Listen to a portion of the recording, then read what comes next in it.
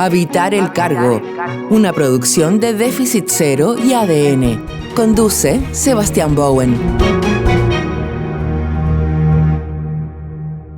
Muy bienvenidos y bienvenidas a un nuevo capítulo de Habitar el Cargo, programa que hacemos justamente entrevistando, conversando con candidatos y candidatas al Parlamento de nuestra República sobre su propia historia de vivienda, barrio y ciudad. Soy Sebastián Bowen y en esta ocasión tenemos el agrado de poder conversar con, nada menos y nada más que con Erika Olivera, hoy diputada por el Distrito 9 y también candidata al Distrito 9, pero también muy conocida, como atleta, maratonista, representante justamente de Chile en tantos Juegos Olímpicos. Así que nada, muchas gracias por estar acá en Habitar el Cargo, Erika. Gracias, Sebastián, a ustedes por la invitación y agradecida y espero que sea una conversación muy entretenida. Estoy segura que así será. Así va a ser, exactamente. Y para poder comenzar esa conversación, Erika, una pregunta que tal vez no todos conocen, yo por lo menos tampoco, que es tu historia más en el fondo desde la infancia incluso. Cuando hablamos de vivienda, una forma de hablarlo es como desde lo técnico, ¿cierto? Las políticas públicas de vivienda, el plan de emergencia habitacional, tantas cosas.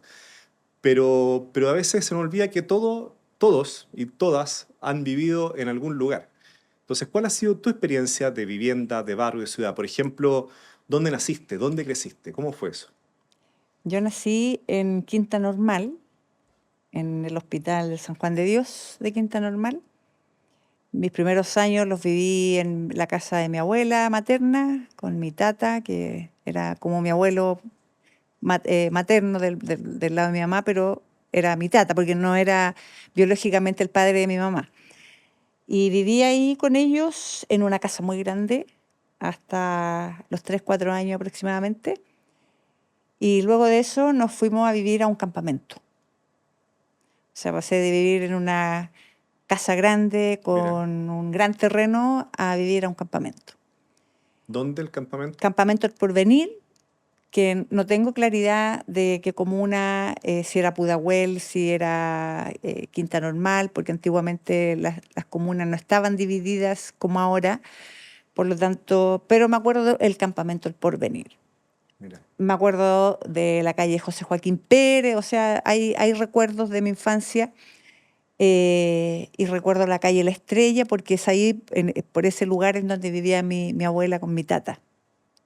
Pero viví en el campamento El Porvenir hasta los 8 años, y de ahí nos trasladamos a vivir a la población Carol Ursúa de Puente Alto, lugar en donde a mi madre le sale su casa que postuló. Con subsidio. Exacto.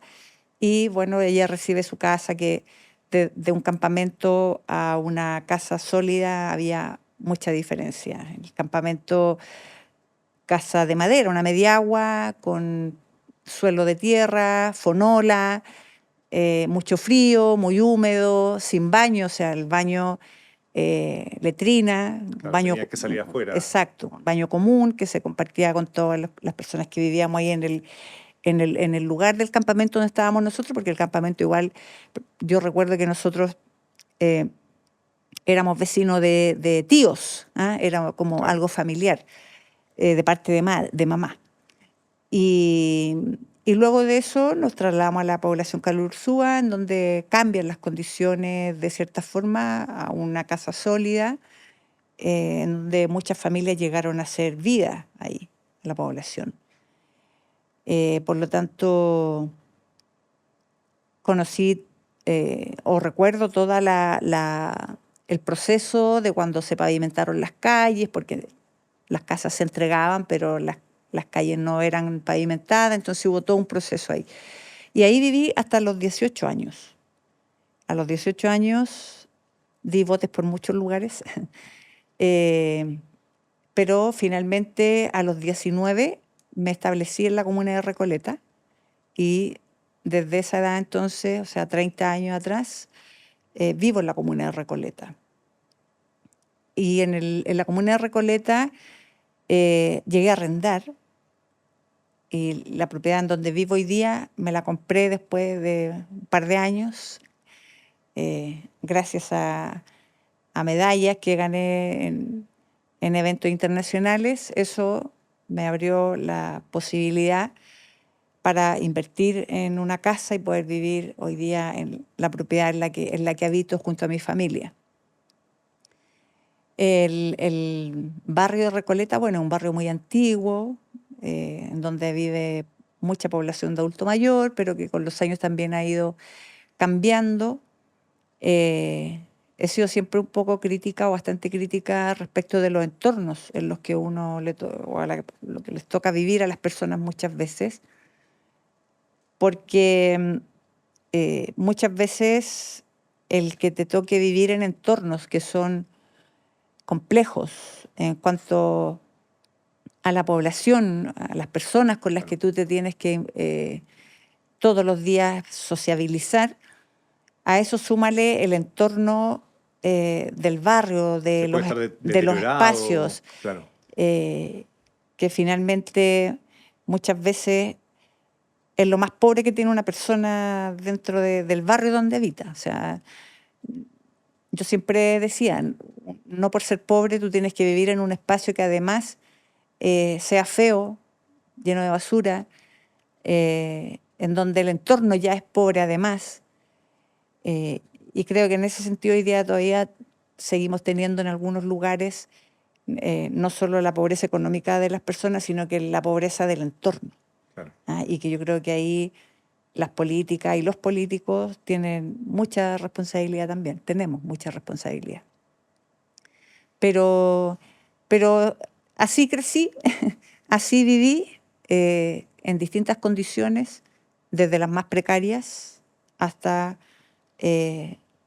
la más cómoda para mí, que es hoy día tener mi casa, que me la compré con mi esfuerzo, porque mi trabajo era el deporte, era correr maratones, y con eso pude comprar mi vivienda, cuestión que no le ocurre a la mayoría de los deportistas, por lo menos de los deportistas que venimos de lugares mucho más complejos, hablando socialmente. Y ahí han crecido mis hijos también hoy día. Vivo en un barrio en donde, como te decía, mucha población de adulto mayor, sitios grandes, pero que estamos también rodeados de mucha población, que finalmente también hay hacinamiento, en muchos lugares no están las condiciones adecuadas. Por lo tanto, en ese sentido todavía queda mucho camino por recorrer. Claro. Creo yo que hay grandes desafíos. Se me vienen tantas preguntas a la cabeza, Erika, respecto de tu historia y que te fue forjando, ¿cierto? En toda esa ética finalmente que tiene el atleta de alto nivel como tú. Una primera pregunta que se me viene a la mente es que suele suceder que, y sobre todo probablemente hace décadas atrás, que justamente los campamentos eran lugares, por decirlo así, más comunitarios. Habían más vínculos familiares, Así ¿verdad? es. O personas que ya se conocían de antes, que se iban pasando a veces el dato y que se formaba el campamento, lo cual muchas veces lo podía hacer un espacio incluso más seguro que villas, ¿ya? Donde tú recuerdas ese traslado en el fondo del campamento, por decirlo así, al barrio, que haya habido un cambio en eso, en el barrio, en la comunidad que te rodeaba, o el barrio al que te fuiste a vivir después era un barrio que recuerdas que de todas maneras había un vínculo comunitario.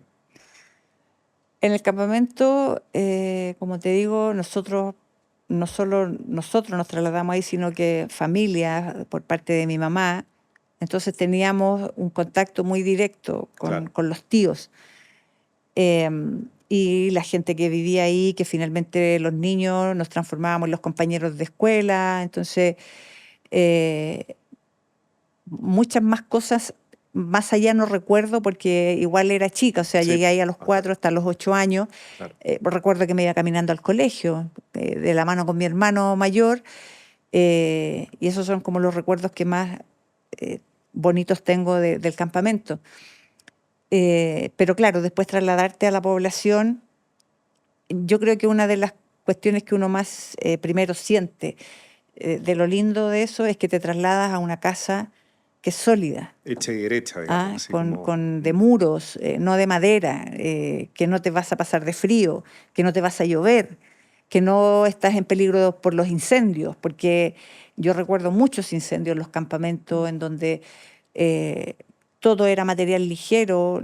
Hoy día se utilizan los pizarreños y quizá otros materiales, pero en el campamento en donde yo crecí o donde yo viví un par de años, el techo eran fonolas. Claro. Entonces, recuerdo mucho los incendios que habían dentro en el mismo campamento. Y obviamente después trasladarte a un lugar donde es una casa, tú tienes un espacio en donde no te vas a mojar, no te vas a llover. Obviamente que el cambio es bonito para un niño sobre todo. Y claro, la población en el fondo, todos los vecinos en un comienzo todo muy bien, perfecto, pero también llegó un momento en donde la población se transformó en un espacio muy poco seguro. Llegó la droga, se comenzaron a armar las bandas las bandas delictivas. Dentro de la población nosotros teníamos de hecho personas que eran conocidos por lanzas internacionales, como lanzas internacionales. Al lado de la población, separado por un muro, está la cárcel de Puente Alto. Entonces, cada vez que había una fuga desde la cárcel, nosotros teníamos que soportar los allanamientos en la población, se cerraba toda la población y desde ahí, bueno, llegaba la policía a buscar, los delincuentes muchas veces se metían en los entretechos de los mismos amigos, de las mismas familias. Por lo tanto, también se volvió un lugar, de cierta manera, en algún momento, no muy seguro para los niños, para los jóvenes y para las propias personas que vivían ahí. Pero también debo decir que si bien se transforma en una especie de inseguridad, también dentro de los propios pobladores hay un cuidado. Hay una...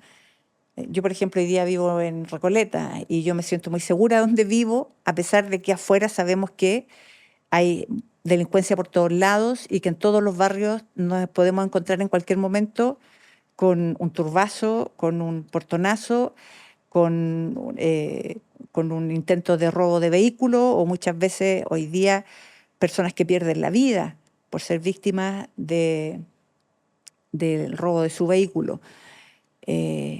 Pero aún así yo llevo 30 años viviendo ahí y el hecho de conocernos entre los propios vecinos o muchas veces ubicarnos, a mí me conocen mucho por el tema deportivo.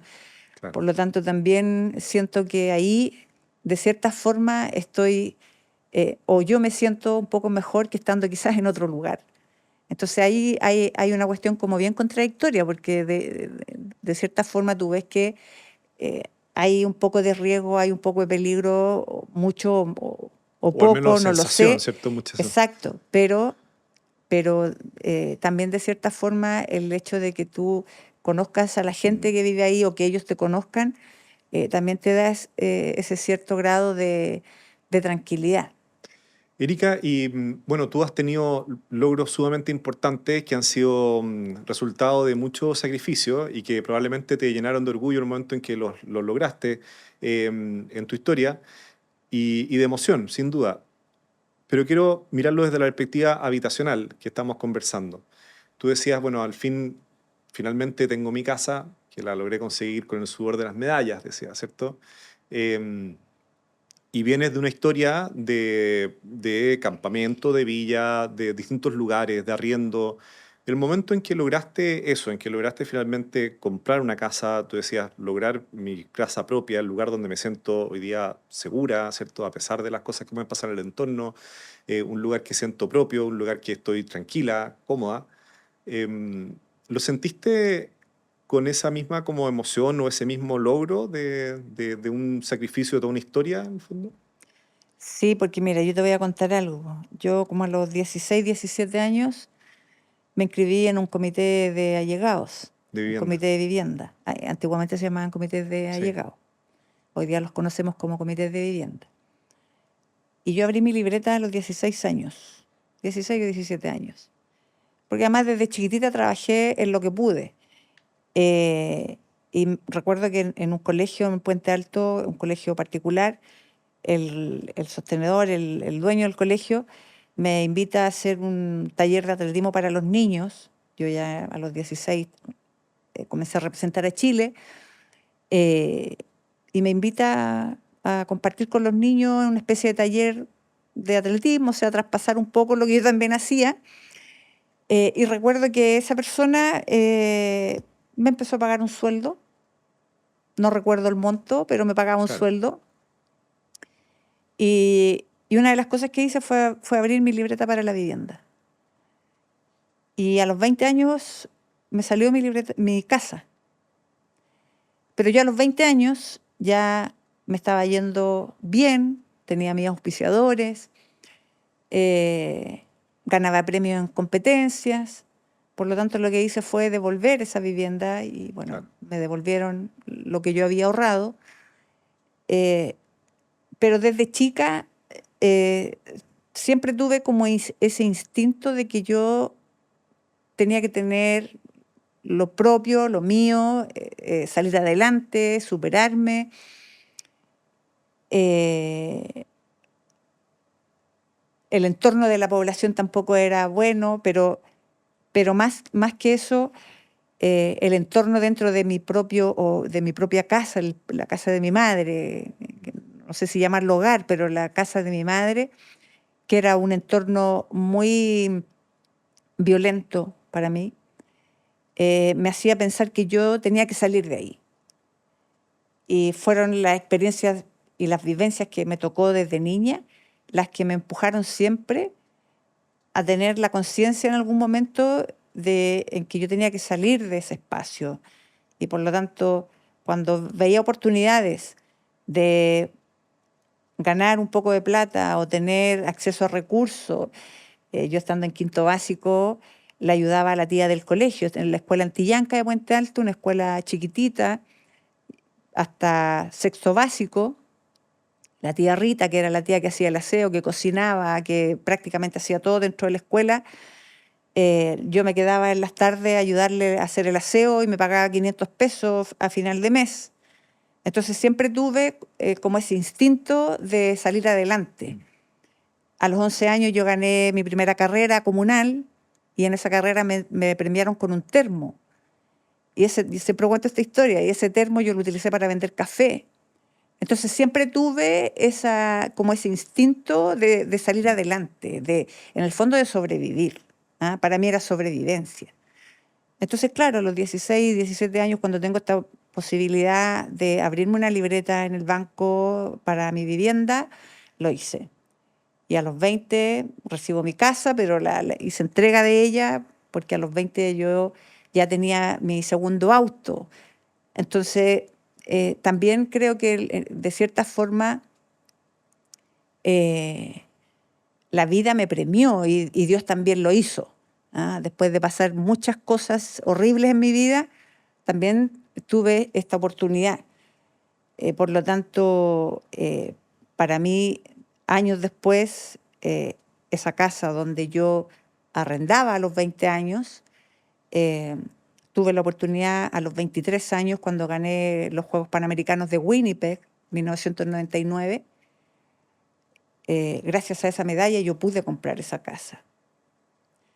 Entonces, obviamente que para mí fue el logro de mi vida, porque el hecho de tener tu vivienda creo que es el sueño de toda persona, sobre todo de toda mujer, cuando eres jefa de hogar, cuando eres mamá, cuando sabes que tus hijos necesitan un techo. O sea, yo voy a mi niñez, a mi infancia, y supe lo que es vivir en un campamento, sé lo crudo que es vivir en un campamento, y obviamente no quería eso para mis hijos.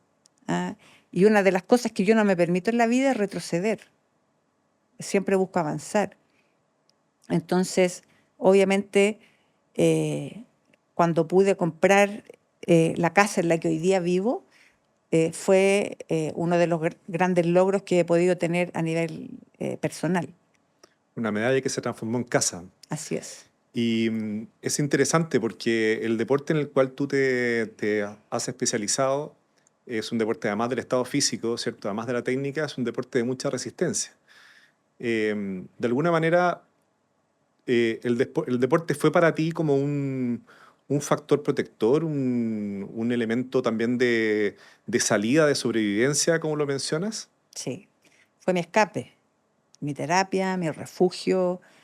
De hecho, hasta el día de hoy lo sigue siendo. Y hoy día yo soy una mujer que se ha reconstruido con el correr de la vida. Y hoy día lucho por otros, porque sé lo que cuesta, sé lo que es lo difícil. Eh, por eso también dentro de las cosas que hemos intentado hacer desde la política, y ahí me salgo un poquito, es precisamente buscar que los deportistas puedan acceder a subsidios, puedan acceder a un espacio para emprender, para trabajar, para cuestiones que en el año 2023, después de los Juegos Panamericanos y Parapanamericanos, logramos, después de años de estar levantando una iniciativa, logramos que se entregara un porcentaje de viviendas para los medallistas chilenos, medallistas de oro, que fueron medallistas en los Juegos Panamericanos y Parapanamericanos. Por lo tanto, yo creo que a medida que uno recorre la vida, pasan los años, uno siempre va a seguir luchando por uno y sí, para mí el deporte fue mi escape, mi terapia, eh, mi, también mi refugio, y fue lo que me ayudó a salir adelante y quizás hoy día estar acá conversando contigo y poder traspasar algo de la vida y de la experiencia que también me ha tocado vivir. ¿Y te acuerdas? Yo sé que era ahí muy chica, decíamos ahora, ¿cierto? Entre los 4 o 8 años, es difícil acordarse, pero ¿te acuerdas de ese momento en que tú dijiste, el deporte parece que acá hay una beta? Así que como que en algún momento se te cruzó tu primera carrera. ¿Cuándo fue que te encontraste con el deporte? Mira, yo partí en el deporte a los 11 años, pero partí en el deporte no pensando ser atleta, no pensando en estar en competencias, porque además en mi casa no había cultura deportiva, se hablaba de fútbol, al igual que en la mayoría de los hogares en este Claro. país. Pero a los 11 años, en la población Carol Ursúa, llegó un momento en que comencé a salir a trotar por alrededor de la población y ahí descubrí que era una cuestión increíble para mí porque mi mente entraba como en otro mundo, en blanco. Me ayudaba mucho a salir un poquitito de los problemas del día a día. Y finalmente empiezo a tomar esta rutina de salir a trotar, de ejercitarme. Lo descubrí muy solitariamente. Y justo en esos años también, en la comuna de Puente Alto, eh, en los colegios siempre en los veranos se abrían las escuelas de verano. Y en estas escuelas de verano eh, justo coincide con que se abre un taller de atletismo en el Estadio Municipal de Puente Alto. Y yo participé de este taller. Este taller terminó a final de mes con una corrida, y es ahí donde voy y corro y me gano este termo.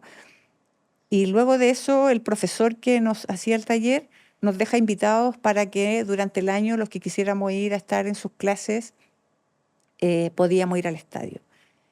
Bueno, yo empecé a ir a estas clases del profesor y este profesor fue una de las personas que marca mi vida en el fondo, porque él nos llevaba a competencias, siempre se preocupó de tenernos, yo creo, ocupados en los entrenamientos y la competencia.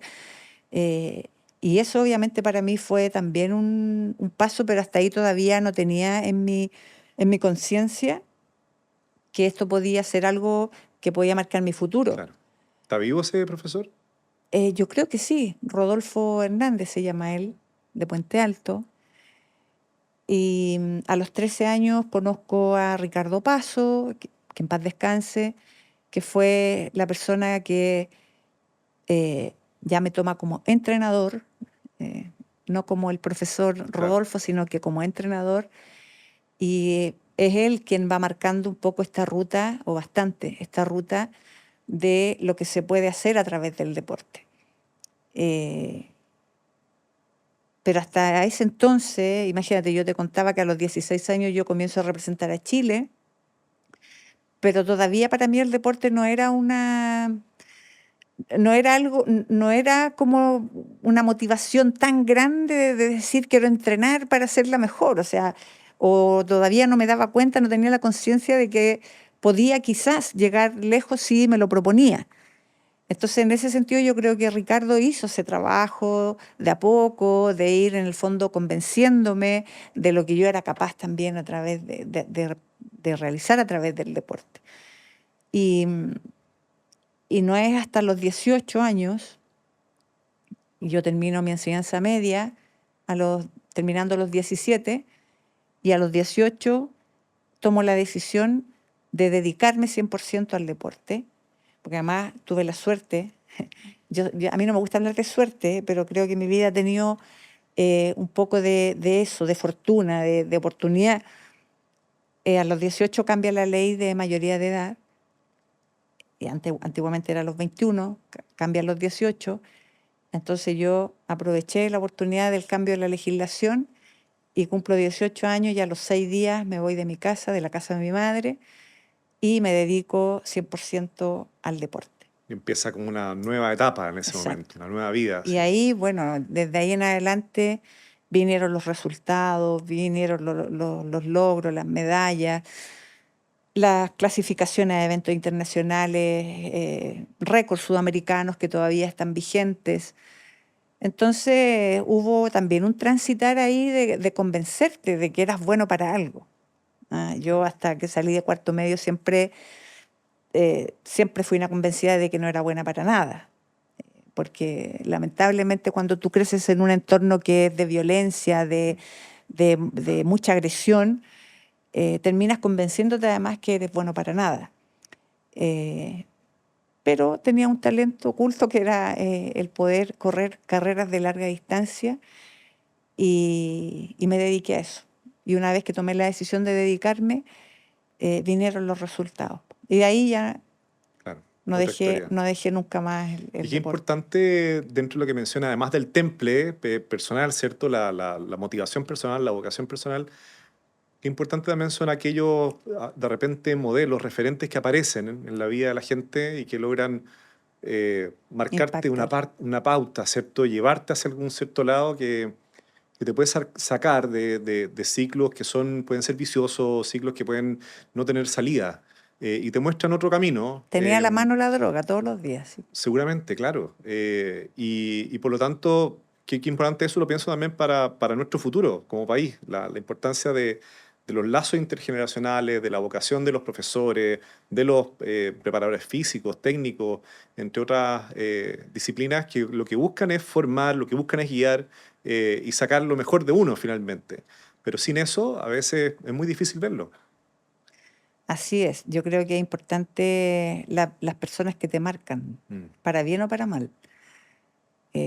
Generalmente nosotros recordamos a las personas que nos marcan para bien, y yo creo que eso es lo importante, quedarse con lo bonito, porque las personas que te marcan para mal, de cierta forma también crean un impacto en uno, De todas maneras. y también ahí llega un momento en que la decisión también está en uno, en la persona.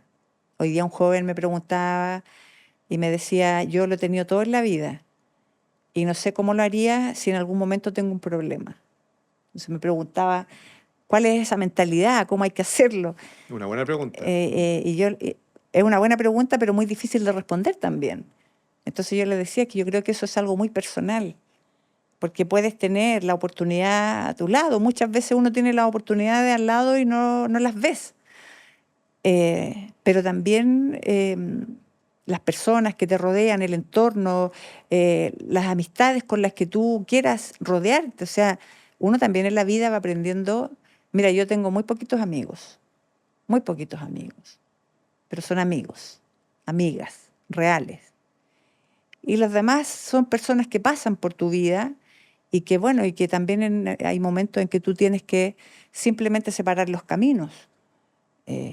Pero es algo muy personal. Entonces, yo creo que de cierta forma las personas que también el día de mañana podemos y tenemos la oportunidad de guiar a otros, lo tenemos que hacer, yo creo que no solo con la convicción, sino que también ojalá con la vocación que a cada uno le corresponda, los profesores, los educadores, los técnicos, los preparadores físicos, como decías tú, tienen una gran responsabilidad también.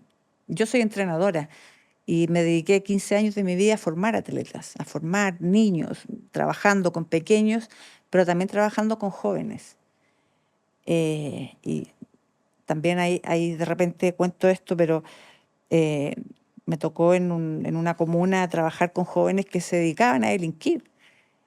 Y los chiquillos me contaban a mí las cosas que hacían eh, y iban a entrenar para salir a delinquir. Me sentí muy orgullosa y muy contenta eh, cuando años después los veo con familias, trabajando, y de cierta forma el deporte fue también su forma de ver la vida de otra manera. Claro. Eh, y eso también para uno es significativo, porque quizás sin quererlo y sin pensarlo, impactaste en la vida de esos jóvenes. Y verlos después desarrollados, con sus familias, trabajando, emprendiendo. Yo creo que esa es la tarea que tenemos eh, los que quizás podemos hacerlo, y los que no pueden intentarlo. De cierta manera igual se puede intentar. Es interesante porque, bueno, en tu vida fuiste dando pasos, ¿cierto? Y como decías tú, me he propuesto siempre avanzar, nunca retroceder. Y diste el paso a la política. Y diste el paso justamente a hacer política, a representar a la ciudadanía en el Parlamento. ¿Cómo fue ese paso? O sea, ¿en qué momento lo reflexionaste? ¿En qué momento dijiste, mira, esto puede ser tal vez un camino y me siento de alguna manera llamada, digamos, a cumplir acá un rol? Mira, la primera vez que pensé en dar este paso fue en el año 2007. Yo nunca fui cercana a la política. Mi mamá era dirigente dentro de la población y muchas veces ella eh, se reunía con gente ligada a la política. Bueno, siempre a las poblaciones llegan los candidatos a hacer campaña y mi mamá era una dirigente muy activa en ese sentido y también muy preocupada de hacer cosas por la gente. Y yo muchas veces critiqué el rol de ella, porque muchas veces se preocupaba más de las personas de afuera que de nosotros, que éramos su familia en el fondo. Pero después fui entendiendo que de repente las personas tienen eso desde su interno y bueno, lo trabajan y lo desarrollan. Pero yo en el tema deportivo me enfrenté siempre a, a muchas cosas, a la falta de políticas, Mm. autoridades que no tenían los conocimientos, no digo la preparación, pero los conocimientos respecto del área que les tocaba representar. eh, y siempre me enfrenté a eso. Nunca me quedé callada. En el momento en donde yo ya empiezo a tener una voz dentro del deporte, siempre me defendí de, de los dirigentes que para mi gusto no eran buenos dirigentes. Pero también después, a medida que fui creciendo, me di cuenta que eso no era solamente a nivel de dirigentes, sino que eso se extrapolaba a las personas que ocupaban cargos importantes dentro del aparato estatal, dentro de los organismos deportivos. Entonces comienza todo esto, comienza toda una especie de búsqueda de respuesta, presentar las problemáticas. En el año 2007, después de estar 15 años representando a Chile, yo salgo del sistema y prácticamente me, me sepultan como deportista. Y eso marcó mucho mi vida como atleta, marcó mucho lo que yo había entregado para el país. Porque me sentí humillada, porque me sentí discriminada, porque pasaron muchas cosas. Y fue la primera vez que yo pienso en involucrarme más allá de lo que yo hacía como atleta y, bueno, como una persona que se sentaba con las autoridades muchas veces a conversar. Y bueno, fueron pasando los años hasta que en el año 2012 me voy a los Juegos Olímpicos de Londres, mis cuartos Juegos Olímpicos, clasificando sola, sin apoyo del Estado, sin apoyo de los organismos del Estado, solo con el apoyo de mis auspiciadores. Por lo tanto, y del apoyo de mi familia, de mi esposo, de mis hijos, que eran pequeñitos, pero de cierta forma te apoyan igual porque te dan esa energía. Claro. Y me fui a entrenar a Oxford durante 2 meses, previo a los Juegos, pensando que eran mis últimos Juegos Olímpicos. Y llego a Oxford y tomo esta vida de atleta nuevamente. Yo acá en Chile, a esas alturas, como no pertenecía, no estaba en ninguna beca, no estaba en ningún programa del Estado de Chile, todo lo hacía a ñecle, o sea, trabajaba, entrenaba, emprendí durante muchos años en las charlas motivacionales, por lo tanto era mi pega muy fuerte, me tocaba mucho recorrer Chile gracias a eso. Entonces, durante esos años me pude financiar gracias a eso. Busqué pega por todos lados, en los municipios, y tenía mis talleres, entonces me las ingenié como desde niña, desde chica, no me quedé tranquila y salí adelante igual. No era ayudar a la tía Rita, pero era buscar otras formas. Exacto. Y bueno, ahí en Oxford entrenando, llevaba 3 semanas más o menos de entrenamiento y mi rendimiento cambió bruscamente. Para mejor. Sí. Y tengo ese cambio y yo digo, wow, parece que yo me puedo proyectar otro ciclo olímpico. Terminé todo el proceso de entrenamiento muy bien, competí en los Juegos Olímpicos, corrí en un buen registro, que para mí lo más importante era la marca más que el lugar. Y previo a la ida hacia Londres, hablo con la persona que me acompañaba, que era mi entrenador, con el que hacíamos las planificaciones en conjunto. Y le digo, Claudio Ávila, que vive en Puerto Montt, le digo, Claudio, yo me voy a proyectar a otro ciclo porque sé que puedo llegar a otro Juego Olímpico. Y una vez que me retire en Río 2016, al año siguiente, vienen elecciones parlamentarias y me voy a presentar a una candidatura. Mira, con esa mirada ya está ahí. Así es. Y entre medio, yo entré a estudiar a la universidad siendo muy adulta. O sea, a los 36 años me matriculé a la universidad. Estaba en Londres. Cuando le digo, le presento esta planificación y le digo, y además quiero entrar a estudiar, por lo tanto tengo que ver si el próximo año me puedo matricular a alguna carrera, porque yo en el 2010 ya lo había intentado, quería estudiar nutrición. Me apoyaron en esos años. Estaba Ian McNiven, que hoy día también va de candidato a senador en el Maule. Yo, sin conocer a Ian, un día me escribe y me dice, estamos abriendo las becas deportivas y nos gustaría que tú seas parte.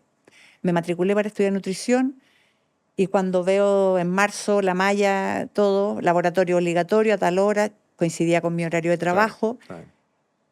Ian, muchas gracias, no voy a poder estudiar porque yo tengo una responsabilidad, tengo hijos, no puedo faltar al laboratorio, pero tampoco puedo faltar a mi trabajo. Así que muchas gracias, tendré otra oportunidad y la voy a tomar más adelante. Así que en el 2013 me matriculé para estudiar Ingeniería de Ejecución en Administración de Empresas en Puerto Montt. Así que iba y venía a Puerto Montt. Y bueno, y ese año 2012 le cuento a Claudio todo el plan que tenía yo en mi cabeza. Le digo yo, en el 2016 me retiro, el 2017 vienen elecciones, voy a hacer todo lo posible para poder estar en una candidatura, porque aquí hay que involucrarse. En esos años habíamos armado un movimiento, Movidech, Movimiento Deportivo Chileno, en donde éramos 5 deportistas los que partimos con esto, todos deportistas de alto rendimiento, y nos empezamos a ir al Congreso, a Valparaíso, a conversar con senadores, con diputados, a presentar las problemáticas, a presentar nuestras quejas también. Y nunca se hizo nada al respecto. Nunca se tomó ni siquiera una iniciativa para llevarla a ninguna de las dos cámaras y poder sacar algo adelante. Dentro de eso, el problema de la vivienda, el problema de los subsidios, el emprendimiento para los deportistas y tantas otras cosas, la salud. En esos años los deportistas ni siquiera tenían seguro en caso de accidente. Por lo tanto, la vida del deportista siempre ha sido muy precaria en cuanto a cuestiones básicas. Entonces, como yo vi que en el fondo las autoridades no nos escuchaban, yo dije aquí hay que involucrarse. Y por eso cuando tomo esta decisión en Oxford, termino Londres, el 2013 entro a estudiar, porque además yo decía, yo no puedo llegar, si es que gano las elecciones, no puedo llegar al Congreso y todos me van a decir, oye, tú eres solo deportista, porque lamentablemente también somos un país muy prejuicioso y todos somos jueces en algún momento. Entonces finalmente estudié, me propuse terminar los 8 semestres en el tiempo que corresponde, presenté mi tesis, rendí mi tesis, la aprobé con un 6.5 y las elecciones entre medio. Termino los Juegos Olímpicos en 2016, siendo la abanderada de Chile además, donde... Con votación popular. Con votación popular, 54%, que también fue como un impulso también para decir, puedo ir a una candidatura. Pero por eso llegué a la política, porque desde mi área, que era el deporte, veía y me daba cuenta que no había interés y que había mucho desconocimiento respecto de lo que es realmente el deporte. El deporte se traduce a fútbol en Chile. Claro, pero no todo el resto de las ramas. Pero hay una variedad y una variedad de disciplinas, de especialidades. Entonces, hay muchas cosas que abordar en materia deportiva. Claro. Y así llegué a la política. Partimos esta conversación, Erika, diciendo, bueno, ojalá que sea interesante. La verdad es que el tiempo se nos pasó volando. Sin darnos cuenta, fueron 40 minutos de conocer tu historia, tu vida, una vida llena de logros, en verdad. Creo que la frase, me he propuesto siempre avanzar, nunca retroceder, ¿cierto? Y tu historia de cómo al final también esta medalla que sacas se transforma en una vivienda, en una casa que hoy día permite darte una cierta tranquilidad. Encuentro una historia que ojalá todos los que nos están escuchando y muchos más la puedan conocer. Así que muchas gracias por estar, Erika, acá en Habitar el Cargo, conversando respecto de lo que significa justamente la vida finalmente para todos nosotros. Muchas gracias, Sebastián, gracias por la invitación y por supuesto que seguimos comprometidos para trabajar sobre todo en esta crisis habitacional que tenemos hoy día en el país. De hecho, yo represento un distrito en donde tenemos todavía campamentos, sobre todo en 2 comunas, Cerro Navia y Huechuraba son las 2 comunas que más campamentos tienen, y son familias que finalmente han apostado mucho por tener su vivienda y por distintos problemas que conocemos a nivel nacional.